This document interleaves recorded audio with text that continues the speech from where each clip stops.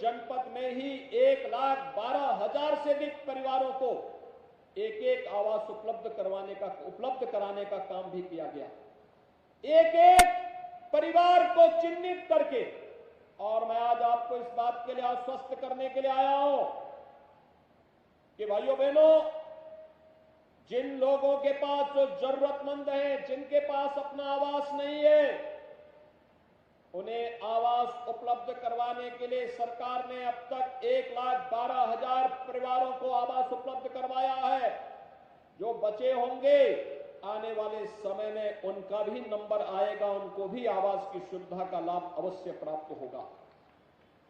आपने देखा होगा, पहले गरीब गांव में जिस जमीन पर अपना मकान या अपनी झोपड़ी रखता था, दबंग वहां से उसे हटा देते थे, उजाड़ देते थे।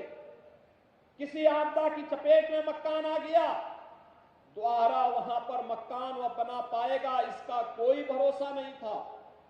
पहली बार प्रधानमंत्री स्वामित्व योजना के अंतर्गत जहां पर किसी गरीब का मकान है, जहां पर उसकी झोपड़ी है, उसका मालिकाना अधिकार भी उस जमीन का उसको प्राप्त होगा।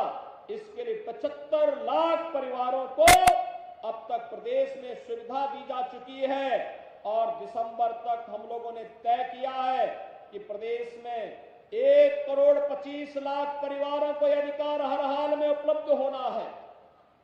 उत्तर प्रदेश देश के अंदर पीएम स्वनिधि में आपने देखा होगा, इससे पहले ठेला, खोमचा, रेहड़ी और पटरी व्यवसायियों का कोई प्रोत्साहन नहीं होता था। ग्राम पंचायत या पंचायतों के द्वारा उन्हें अलग से प्रताड़ित किया जाता था, नगर निकायों में उनका शोषण अलग से होता था और जो कोई आता था उससे पैसे वसूली करता था। लेकिन भाइयों बहनों, आज पीएम स्वनिधि योजना के अंतर्गत बैंक से उन्हें जोड़ने की कार्रवाई करने के साथ, अगर वह डिजिटल पेमेंट के साथ वह व्यक्ति जुड़ा हुआ है, उसने ट्रेनिंग ले ली है, तो कोई भी पटरी व्यवसायी पीएम स्वनिधि योजना के अंतर्गत ब्याज मुक्त ऋण लेने का अधिकारी बन सकता है। और इसके तहत उत्तर प्रदेश के अंदर 14 लाख पटरी व्यवसायी अब तक लाभान्वित हो चुके हैं। यानी यहां ज्यादातर इसमें महिला लाभार्थी हैं। ये चीजें दिखाती हैं कि जहां शासन की योजनाएं आई, वे केवल योजनाओं तक सीमित नहीं रही, उन योजनाओं का लाभ भी क्रमिक रूप से उन्हें मिलता हुआ दिखाई दिया। परिवार स्वावलंबन की ओर अग्रसर बढ़ता हुआ दिखाई दिया। शोषण मुक्त समाज की जो कभी कल्पना होती थी, आज वह साकार होता हुआ दिखाई दे रहा है। और प्रदेश में डबल इंजन की सरकार आने के बाद भी जो कदम उठाए गए, आज उसके परिणाम भी हम सबके सामने हैं।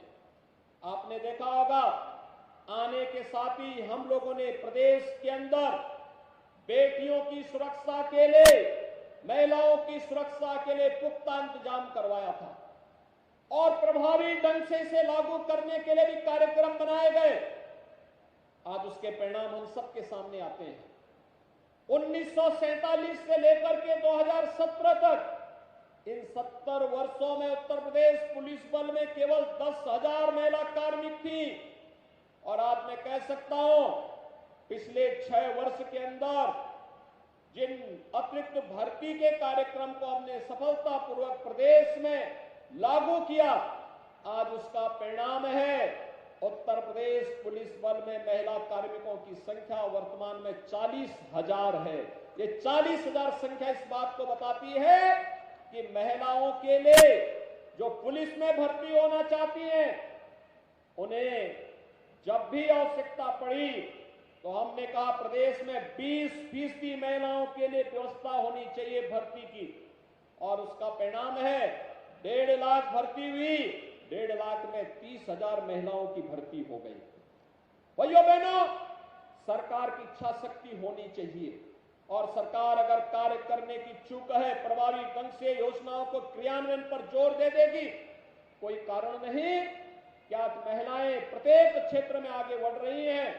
तो उसके परिणाम भी हमारे सामने सुखद रूप से आ रहे हैं।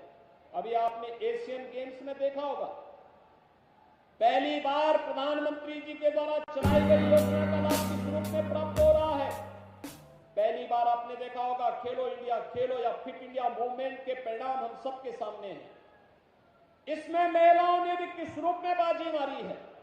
याद करना, भारत के अंदर भारत को जो एशियन गेम्स में जो गोल्ड मेडल मिले हैं, पहली बार भारत ने 100 का आंकड़ा पूरा किया।